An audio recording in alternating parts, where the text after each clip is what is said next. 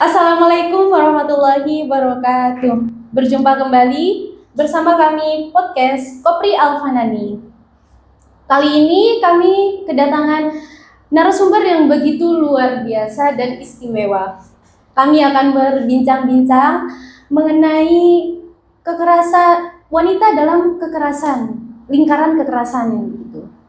Sebelum kita membahas lebih jauh, saya akan memperkenalkan lebih dahulu narasumber kita. Beliau adalah Ketua Komisariat Universitas Islam Malang angkatan 2022-2023. Beliau juga salah satu lulusan Universitas Islam Malang dengan prodi Administrasi Publik, dan beliau juga sedang menempuh pasca sarjana di Universitas Brawijaya dengan jurusan yang sama.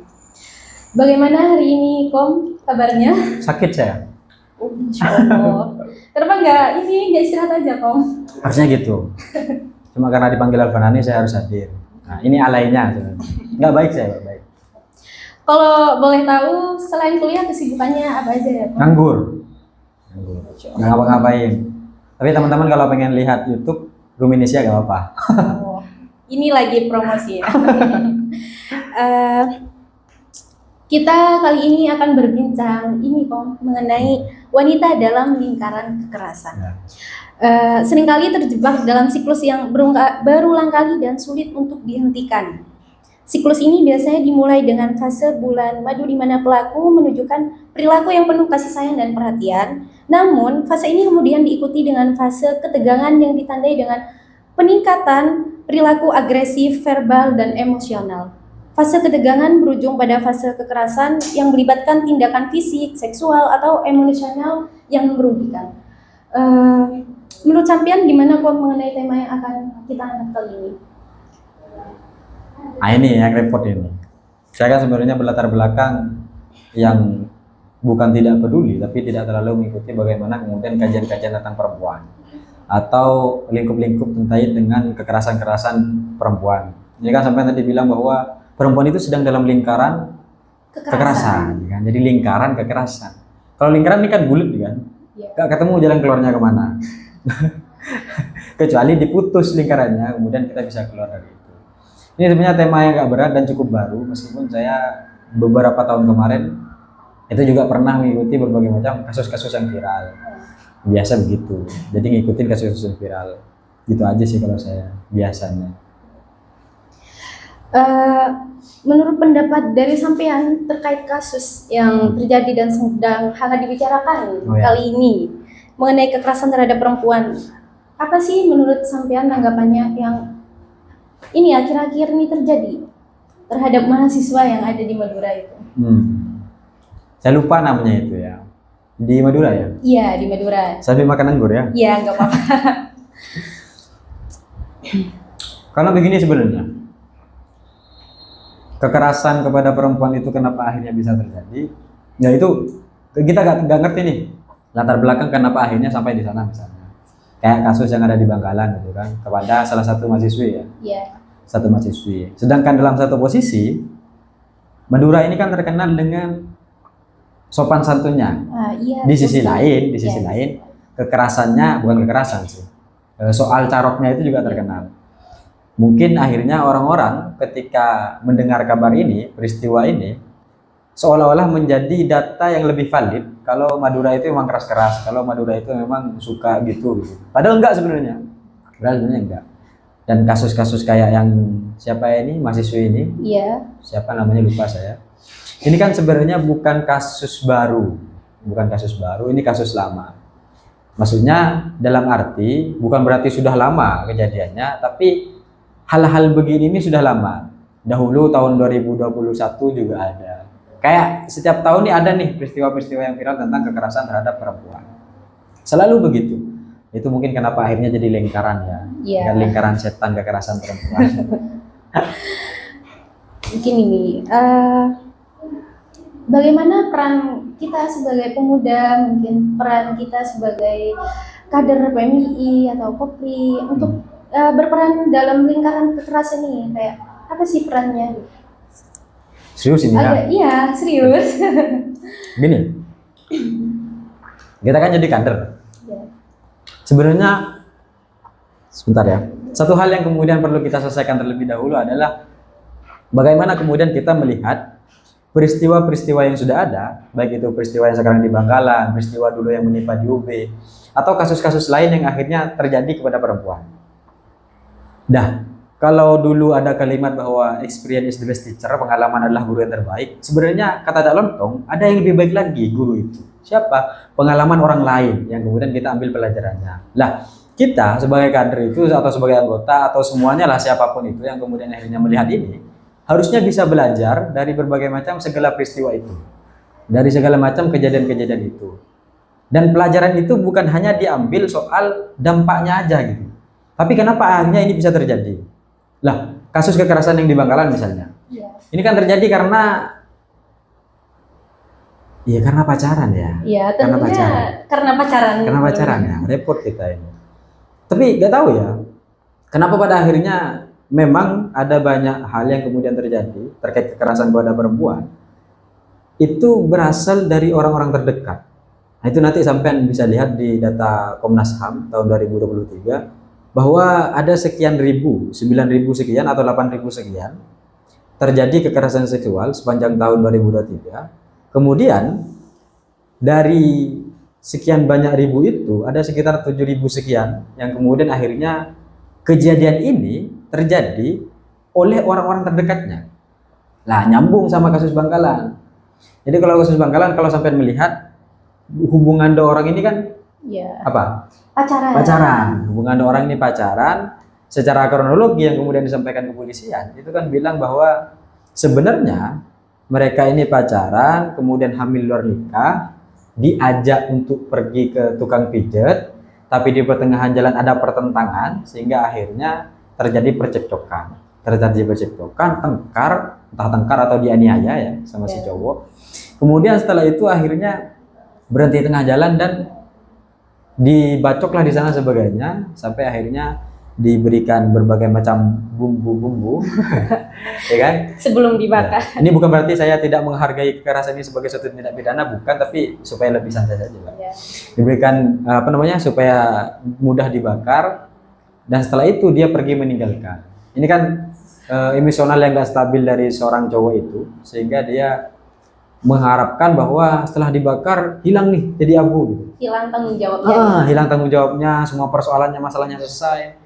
Karena mungkin pikiran cowok kayak, terbayang-bayang kan. Apalagi setelah diancam oleh si cewek, kalau kamu tetap maksa gugurin, saya paksa lapor polisi gitu kan. Nah, ini nih begini-begini akhirnya yang menjadi permasalahan, yang menjadi persoalan. Dan latar belakang sebelum kejadian soal kekerasan itu, latar belakangnya adalah pacaran. Nah, saya jadi teringat dengan kasus PPKS kalau nggak salah. Ketika kemudian Permendikbud ini tentang PPKS, itu kan sempat ramai, sempat viral, tapi kampus menerima itu, aturan itu dari Kemendikbud itu menerima sebagai sebuah ancaman ketika ini diterapkan dan banyak kasus terbongkar, nama kampus yang baik jadi buruk gitu. Nah, kalau akhirnya perspektifnya demikian, maka mau bagaimanapun kekerasan seksual yang terjadi di kampus misalnya itu tidak akan pernah teratasi. Nah, sama juga dengan kasus-kasus kekerasan yang kemudian terjadi kepada perempuan, salah satunya kasus ini misalnya.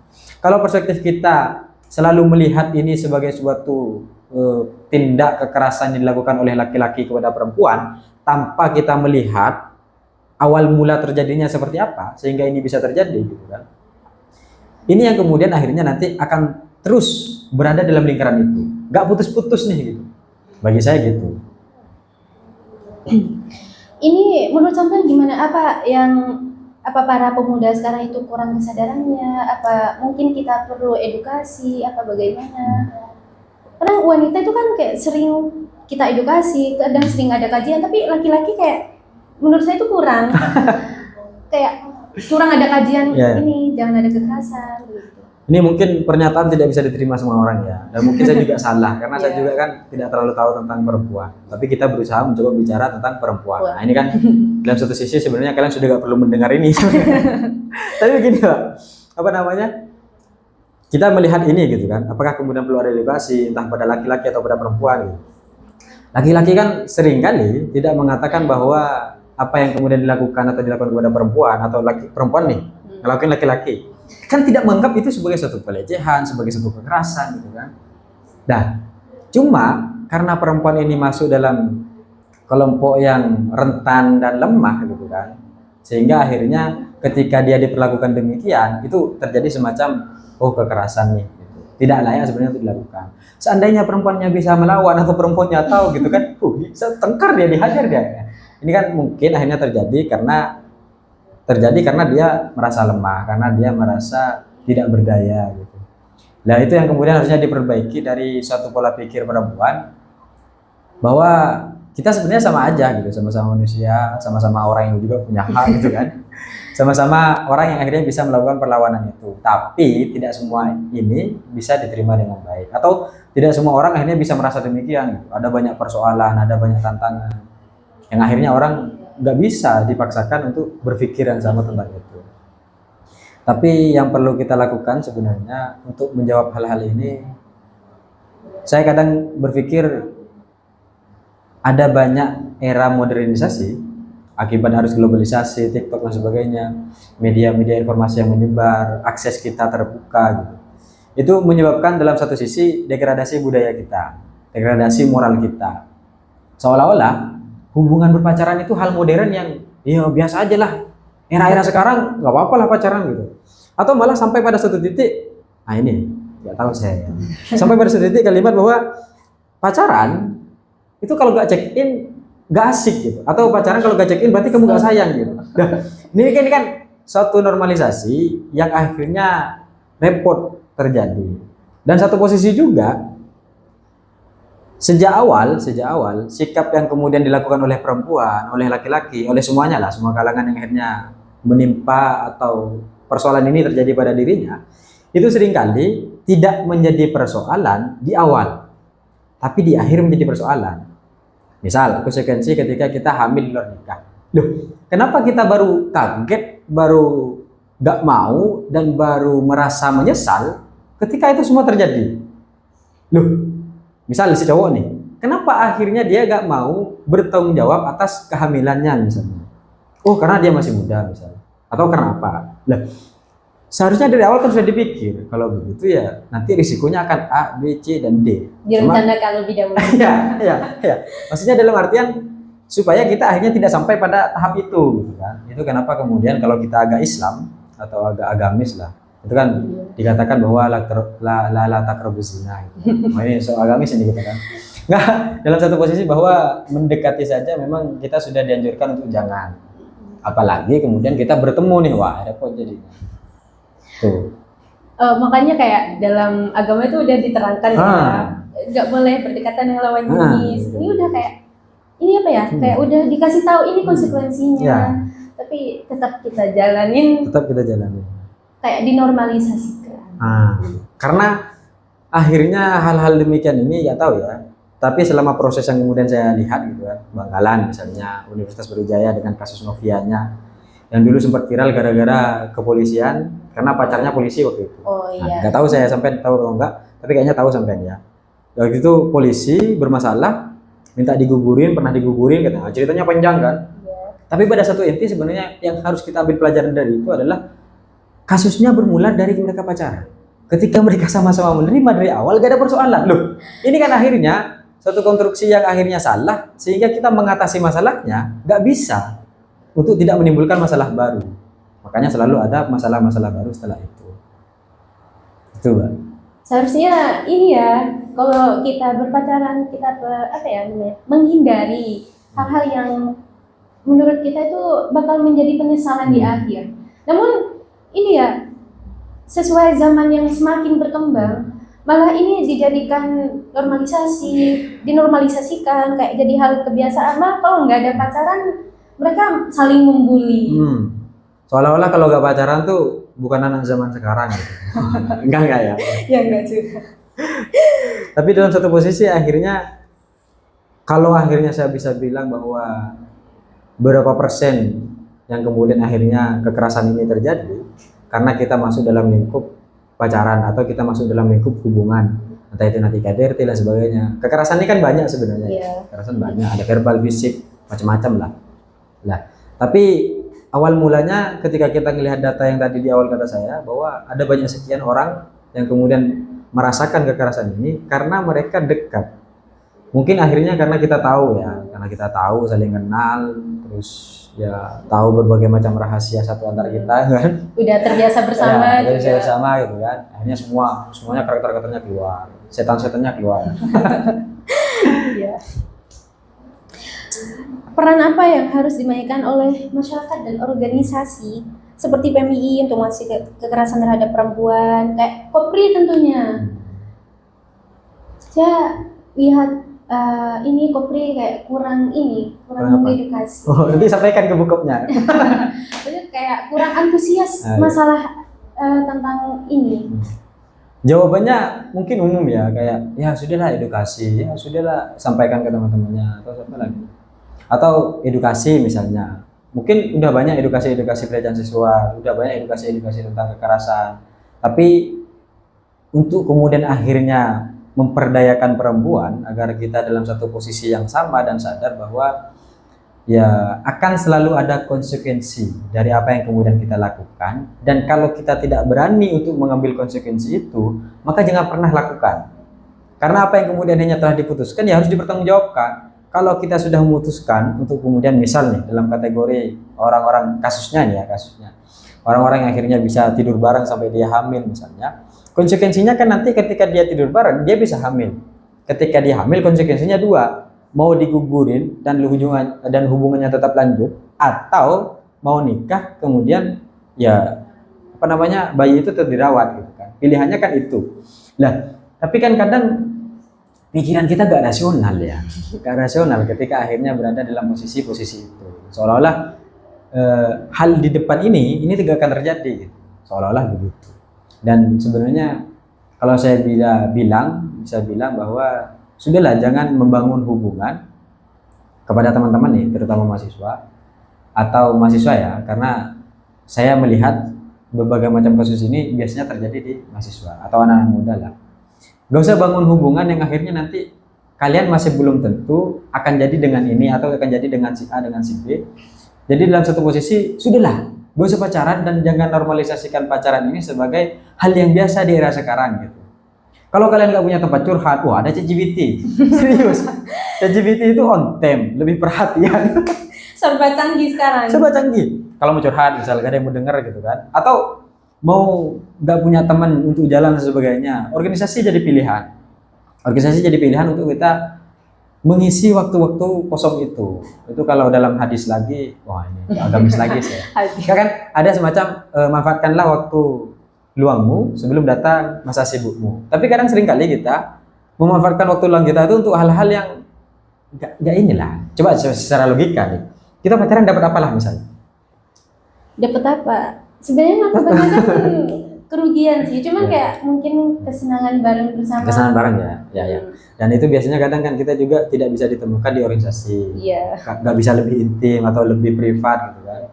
Karena karakter kita tidak saling berhubungan, tapi ya lepas gitu. Cuma ikatannya adalah ikatan organisasi. Tapi yang bisa dilakukan untuk organisasi adalah sebenarnya ya jangan akhirnya menormalkan suatu pacaran itu, apalagi antar senior junior terus berlanjut misalnya. Wah, repot ini. Karena mau bagaimanapun kadang kalau boleh agak kasar sedikit, maba itu menjadi sasaran untuk kemudian dieksploitasi. Iya. Enggak, tapi ini enggak semuanya ya. Tapi hal itu perlu menjadi pelajaran. Dan dari kasus-kasus mahasiswa bunuh diri sampai dia digugurin dan nggak mau akhirnya minum cyanida dan sebagainya. Satunya juga nggak mau digugurin, akhirnya terjadi percekcokan bahkan sampai dibacok dan dibakar gitu. Nah, peristiwa-peristiwa ini harusnya bisa menyadarkan mahasiswa-mahasiswa atau mahasiswi-mahasiswi bahwa untuk kemudian akhirnya masuk dalam jenjang koridor yang namanya hubungan, kejadian-kejadian begini ini ada dan perlu dilihat. Jadi jangan lihat kesenangan pacaran kayak FTV sinetron yang akhirnya hidupnya bahagia gitu kan. Sebenarnya jauh dari kata itu. Ya, konfliknya banyak juga. Tapi kadang orang kan bisa juga mengatakan bahwa dari hubungan ini kita akhirnya bisa mendewasakan diri, menerima berbagai macam hal, belajar banyak hal. Sama sebenarnya. Tapi ketika akhirnya nanti perspektifnya itu terjadi kekerasan, kemudian yang salah adalah perempuan dan menganggap yang salah adalah pria dan perempuan ini lemah, kemudian karena kasusnya itu di akhir tanpa melihat persoalan yang awal, maka kasus ini gak pernah selesai. Gak pernah selesai. Akan terus berputar. Akan terus berulang. Akan terus terjadi. Makanya akan muncul kasus-kasus Novia baru, akan muncul kasus-kasus bangkalan-bangkalan baru ketika akhirnya ya lingkarannya begitu. Bagaimana perempuan dapat mengadvokasi hak-haknya dan mengatasi kekerasan? Nah, bagaimana perempuan mengadvokasi hak-haknya harus tahu dulu. Meskipun saya nggak tahu ya. Tapi mereka harus tahu dulu apa yang kemudian menjadi pelecehan, apa yang kemudian menjadi kekerasan. Kalau pada akhirnya kita mengatakan, kadang kan bingung ya. Kita misalnya agak kasar ya, agak kasar. Menyentuh perempuan kadang tidak menjadi kekerasan ketika kita kenal, ketika kita akrab misalnya. Tapi itu menjadi persoalan ketika akhirnya kita gak akrab, kita gak kenal. Loh, kenapa kita berpikir bahwa ini sebagai suatu tindak pelecehan, kekerasan? Ketika itu dilakukan oleh orang yang kita kenal, tapi dalam satu posisi kita menganggap itu hal yang normal ketika dilakukan oleh orang kita sayang. Wah, ini repot nih gitu. Repot. Sayangnya kelebihan. Kelebihan banget. Nah, kesadaran ini yang kemudian harusnya ada dalam pikiran kita, baik itu laki-laki atau perempuan gitu. Bahwa mau bagaimanapun, sedekat apapun sebagai pria misalnya, melakukan hal itu ya bukan hal yang normal, melakukan hal itu bukan hal yang wajar. Ya sama, perempuan juga begitu, sedekat dan secinta apapun melakukan hal itu bukan hal yang normal dan melakukan hal itu bukan hal yang wajar. Jadi jangan dinormalisasikan. Ya, setelah kita tahu tentang apa yang kemudian menjadi batasan-batasan, koridor-koridor, meskipun pada akhirnya ini tidak berlaku, karena katanya orang kalau udah sayang, udah cinta semuanya dikasih. Yang kedua setelah itu, memang kata saya mengisi hal-hal kosongnya itu dengan hal-hal yang ramai, karena kemungkinan terjadinya kekerasan atau pelecehan seksual di keramaian itu sulit terjadi. Makanya kata saya ikut organisasi ketika kita ada di kampus itu pilihan paling tepat. Setidaknya kita sibuk berorganisasi daripada kita sibuk hal-hal yang lain, atau kita sibuk ngopi sama teman-teman daripada kita sibuk hal-hal yang lain. Beneran. Jadi kalau ada maba yang kemudian berpikir masuk kuliah pengen bebas, ya kan? Rasa-rasanya kalian perlu berpikir masuk kuliah dan target bahwa kalian kalau mau pacaran nantilah ketika semester 7. Jangan semester awal, jangan. Nanti semester 7 baru pacaran. Karena di sana ada banyak hal. Ada banyak pikiran yang kemudian harus dipikirkan, skripsi, tanggung jawab, habis ini lulus mau kemana. Sehingga nanti untuk berpikir bahwa pacaran bahagia, malah tambah ruwet. Malah makin pusing, stres. Makin pusing, stres.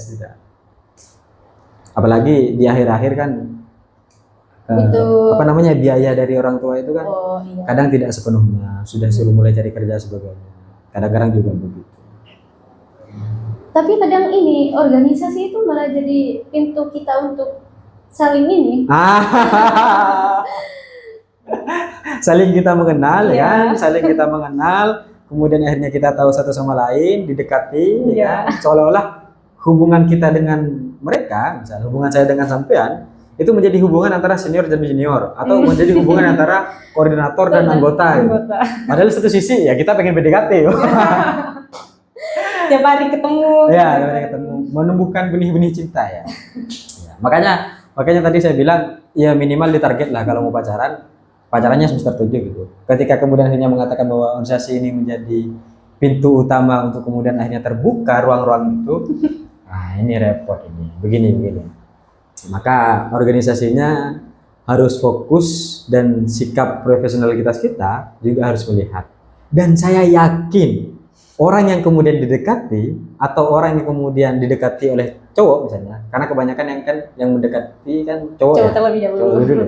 Ya. Cewek itu meskipun suka kan gengsi ya. Misal cewek ini dekat oleh cowok, kalau cowoknya itu orang yang dia suka, dia kan fan, nerima gitu kan. Lah, dalam satu posisi akhirnya organisasi kenapa akhirnya menjadi tempat itu? Karena si cewek dia ngerti, dia tahu dan dia menerima itu. Nah, itu yang akhirnya menjadi persoalan. Seandainya si ceweknya itu juga berpikir bahwa ya sudahlah profesional aja gitu. Ketika ada kegiatan, tapi ketika dia tahu bahwa ini termasuk salah satu cara dia PDKT, ya dia harus mengerti lah, harus mengambil sikap bagaimana. Tapi yang cowok juga jangan memanfaatkan hal-hal begitulah. Ini kan sebenarnya kalau dalam konteks kenegaraan kita, Itu kayak kita lagi punya jabatan, kemudian kita memanfaatkan jabatan kita untuk melakukan hal-hal tertentu, ya kan? Kewenangan-kewenangan itu. Meskipun sebagai seorang pengurus misalnya, dilihat adik tingkat itu pasti. Pastilah. Tapi mendekati adik tingkat, kemudian meninggalkan di tengah jalan, itu adalah pilihan yang bisa kita lakukan. Maka ya pilih aja lah, mau didekati atau enggak. Tapi ketika didekati, ya yuk bertanggung jawab lah yang laki-laki ini kan. sehingga organisasi tidak dicap sebagai ruang-ruang yang akhirnya membuat pertemuan-pertemuan ini. Dan yang disampaikan tuh jangan itunya, Mbak. Yang disampaikan adalah kegiatan-kegiatannya. Gitu. Ini kan sebenarnya 1% dari sekian 100% yang kemudian terjadi lah gitu. 99%-nya kan kegiatan, tengkar masalah konsep ya. Nah, itunya yang kemudian seru lah. Kalau nanti diambil senior-juniornya pacaran, wah. Ya, meskipun pasti tidak bisa dipungkiri beberapa akan terjadi. Apa peran media dalam membentuk narasi tentang perempuan dan kekerasan dan berbagai hal ini dapat dipublikasi? Aduh, peran media ini ya. Oh ini peran media. Saya meskipun pada akhirnya ya namanya media ya, dia kan pengen viral, pengen mencuat gitu kan, pengen ini terpublish, ini terkenal. Tapi dalam satu posisi kan media selalu mengambil peran untuk kemudian mengabarkan informasi yang nanti orang-orang akan menerima informasi ini, entah informasi ini akan kita lihat baik atau informasi ini akan kita lihat buruk. Banyak sudut pandangnya kan sebenarnya. Tapi yang akhirnya menjadi persoalan ketika seluruh media itu kompak mempermasalahkan soal kasus kekerasannya, tapi dalam satu posisi tidak memberikan edukasi bahwa sebab akibat terjadinya ini adalah A. Nah, kasus kebanggalan viral gitu. Kan yang viral itu soal pembacokannya, soal pembunuhannya, soal pembakarannya, soal kejadiannya gitu. Tapi tidak ada yang kemudian akhirnya berbicara bahwa ini nih terjadi karena ini gitu. Nah, sehingga pelajaran yang kemudian diambil oleh masyarakat ya hanya tentang kekerasan terhadap perempuan. Perempuan merasa tertindas misalnya. Loh, di satu sisi dari awal kita menerima pintu itu, membuka pintu itu. Maka ketika akhirnya dibuka, jangan salah kalau banyak hal tersebut terjadi. Lah, fungsinya media ini satu ya pasti mengedukasi ketika terjadi peristiwa demikian, maka edukasinya yang benar, Meskipun saya juga melihat bahwa ya sudah benar, mereka akan menyampaikan kronologis dan tidak ada hak atau kewajiban untuk akhirnya menyampaikan bahwa ini terjadi karena A, karena sifatnya berita. Kalau opini mungkin bisa. Jadi opini-opini yang muncul ketika terjadi tentang kekerasan seksual harusnya bagi saya, pendapat saya, harusnya opini-opini yang kemudian mengarahkan kenapa akhirnya kekerasan ini bisa terjadi. Sehingga sikap kita sebagai organisasi, sikap kita sebagai media, bukan hanya merespon apa yang kemudian telah terjadi, tapi juga melakukan tindakan-tindakan preventif sebelum ini terjadi. Lah, kekerasan seksual juga begitu. Jangan hanya merespon kekerasannya, tapi kita tidak pernah mengambil tindakan-tindakan preventif, proaktif sejak awal untuk mengantisipasi agar ini tidak terjadi. Gitu. Kadang ini sudah diedukasi, sudah kayak media udah berperan sangat dalam kekerasan wanita, namun kesadaran ya. Oh, ini itu yang paling susah. Kesadaran ya. Saya kadang pengen bilang gimana ya kesadaran ini. Karena dalam satu posisi kadang kita sadar tapi kita ngelakuin kan. Dalam satu posisi kita sadar tapi kita tetap maksain. Ya gitu kan. Kendali kedewasaan emosi yang kemudian nggak bisa kita mengendalikan itu secara sendiri. Dan untuk menyelesaikan itu kayaknya memang kita jangan sendirilah atau jangan berdua lah. Minimal rame-rame lah. Tapi supaya kita sadar sebenarnya kadang saya pengen bilang kepada orang-orang yang akhirnya bukan bilang gak ini ya, gimana saya ngomongnya, gak enak saya. Orang-orang tuh ketika melakukan hal-hal demikian misalnya, mereka kan sadar. Satu posisi mereka sadar mereka salah. Oke. Dan kesalahan ini akan terus beruntut. Pilihannya sampean membuat kesalahan yang bagus atau membuat kesalahan yang tidak bagus. Kalau nggak bagus nanti kasusnya kayak gini. Terjadi berbagai macam kekerasan. Tapi kalau kasusnya bagus bisa saja nanti aman. Dalam satu posisi kadang saya pengen bilang kepada orang-orang yang akhirnya terdampak dengan demikian, kalau sudah mentok misalnya, kan ada banyak tempat kan, ada banyak tempat, ada banyak fasilitas. Mungkin satu itu. Kalau kalian nggak mampu untuk melakukan itu, ya sudah, ya tahan semua itu, tahan semua nafsu-nafsu itu misalnya. Atau yang kedua, ketika kita ingin lebih kasar misalnya, meskipun ini nggak benar. Kalau kalimatnya, ini kasih tip nanti ya. Kalau kalimatnya itu kan, kalian tuh kalau mau melakukan hubungan kayak gitu, supaya hal-hal yang ke depan itu yang kalian khawatirkan itu gak terjadi gitu. Tapi dalam satu posisi, ketika kemudian kemarin ramai isu kebijakan bahwa negara menyiapkan alat kontrasepsi misalnya, ya kan? Iya. Itu kan ramai kan? Loh, semuanya menolak gitu. Tapi dalam satu posisi, ya itu sebenarnya penyelamat agar kemudian akhirnya tidak terjadi hal-hal demikian. Apalagi aturannya adalah ya dari awal ketika kemudian sama-sama mau dan tidak ada yang kemudian dirugikan, gak ada persoalan. Tapi meskipun pada akhirnya kita jangan melihat ini sebagai suatu hal yang kemudian oh normal, oh biasa, oh berarti kalau pengen ini pakai ini. Bukan dalam satu posisi itu. Tapi dalam satu posisi Bo yang ngerti gitu bahwa kegiatan itu akan mengakibatkan berbagai macam hal. Dan kalau kalian nggak siap dengan itu, ya jangan dilakukan. Nah, tapi kan nggak semua orang akhirnya berpikir bahwa ya sudahlah gak usah gitu kan. Ini kan agak repot juga. Satu posisi saya yakin orang ini sebenarnya sadar gitu, cuma ya dia tetap melakukan aja gitu. Meskipun dalam studi case yang lain, karena akhirnya saya tahu kelemahan sampean, kemudian saya mengancam sampean. Kemudian akhirnya ketika saya mengancam sampean merasa takut, saya merasa menguasai sampean. Ketika akhirnya saya menguasai sampean, saya bertindak semena-mena. Ketika akhirnya tidak semena-mena, sampean berada pada satu posisi yang udah di puncak nih capeknya itu, udah di puncak keselnya. Akhirnya sampai speak up dari awal gak speak up gitu. Lah ini yang kemudian akhirnya terjadi ketika laki-laki merasa sudah menguasai perempuan. Nah dalam satu posisi juga begitu. Ketika saling merasa oh saya ini cowok kamu lah misalnya. Terus terserah saya mau ngapain gitu. Kan kamu cewek saya misalnya. Nah ini juga perspektif yang nggak baik, perspektif yang dalam posisi nggak bener lah, nggak logis. Mau bagaimanapun ya tubuh sampean hak sampean, ya kan? Tubuh saya hak saya, dan saya punya kewajiban untuk melindungi, sampean juga punya kewajiban untuk menjaga. Nah, sesederhana itu konsepnya, tapi kadang yang sederhana ini yang repot, Mbak. Betul.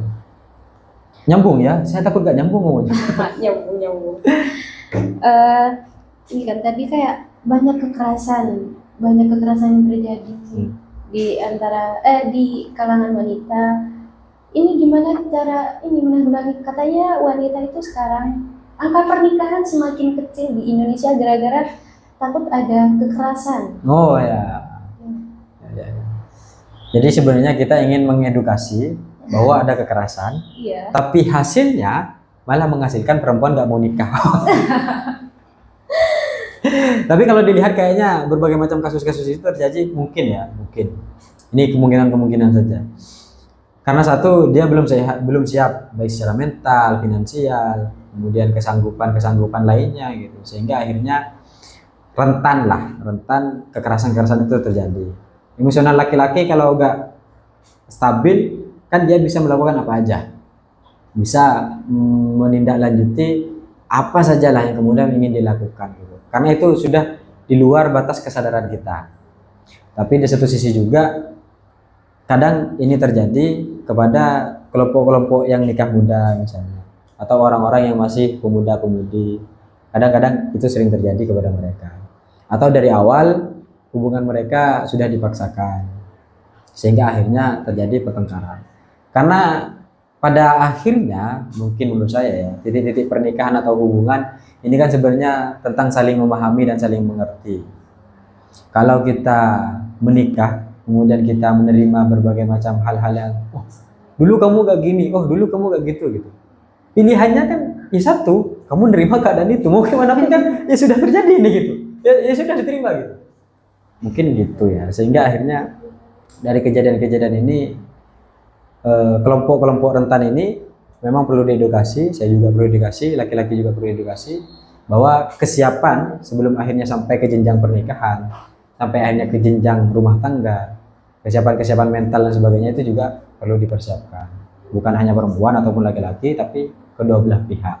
karena hubungan adalah tentang dua belah pihak. Saya ini sering menemui, bukan sering, ketepatan saya menemui ini kisah nyata. Bisa nyata. Kisah nyata.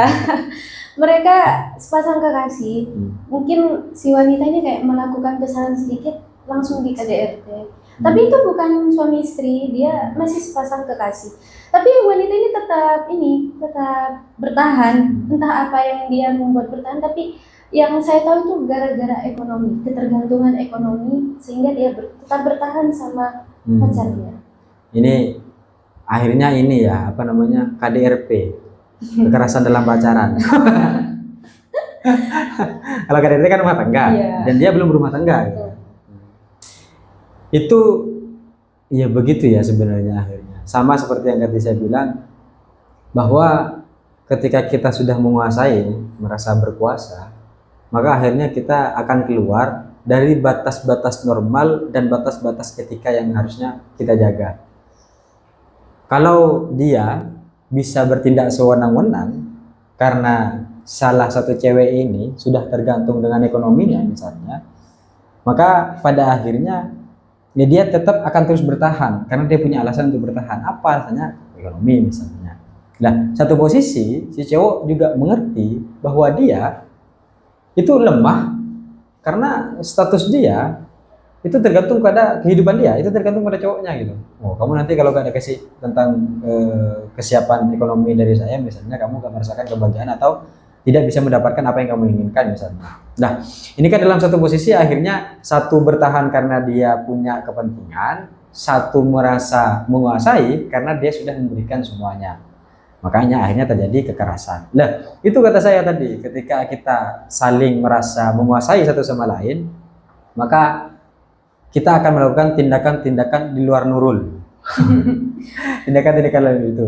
Dan pilihannya adalah belajar untuk berhenti nih ya, berhenti. Ya sudahlah, cut off semuanya hubungan-hubungan, kalau orang-orang bilang kan toxic ya. Toxic.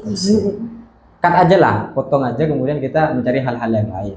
Atau pasti ada hal-hal yang lain lah setelah itu. Cuma kan tidak semua orang berani untuk kemudian mengambil tindakan itu karena dia sudah berpikir sejak awal. Atau ketika akhirnya dia ingin meng-cut off misalnya, tapi dalam satu posisi dia sudah terancam dengan berbagai macam yang kelemahan ceweknya diketahui oleh sang pria.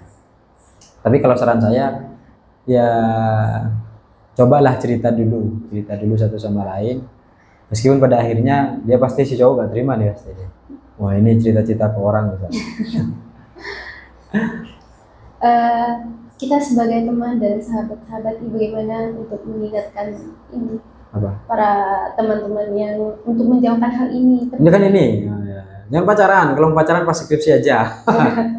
Nggak untuk akhirnya menyelesaikan berbagai macam persoalan-persoalan ini.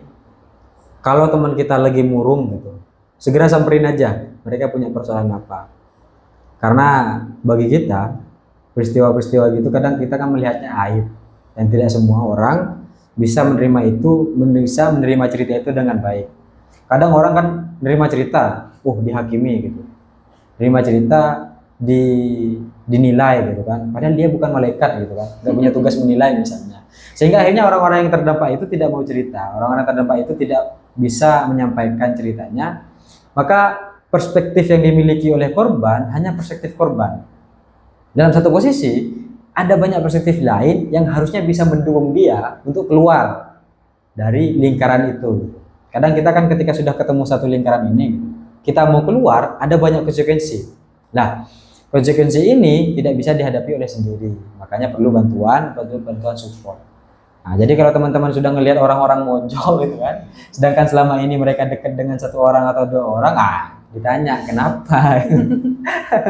Jeff, takutnya tiba-tiba pergi ke Suhat bunuh diri ya.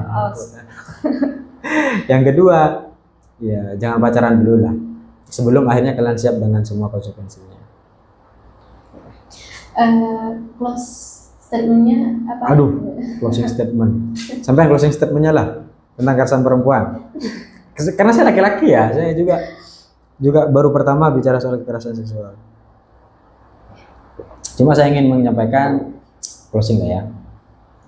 Begini kawan-kawan, serius ini. Jadi sebenarnya kekerasan itu atau apapun yang kemudian terjadi di dunia kita, di lingkaran kita, di sekitar kita, pasti selalu punya latar belakang. Dan jangan pernah fokus sama suatu peristiwa tertentu tanpa kita mengerti apa latar belakang kejadian tersebut.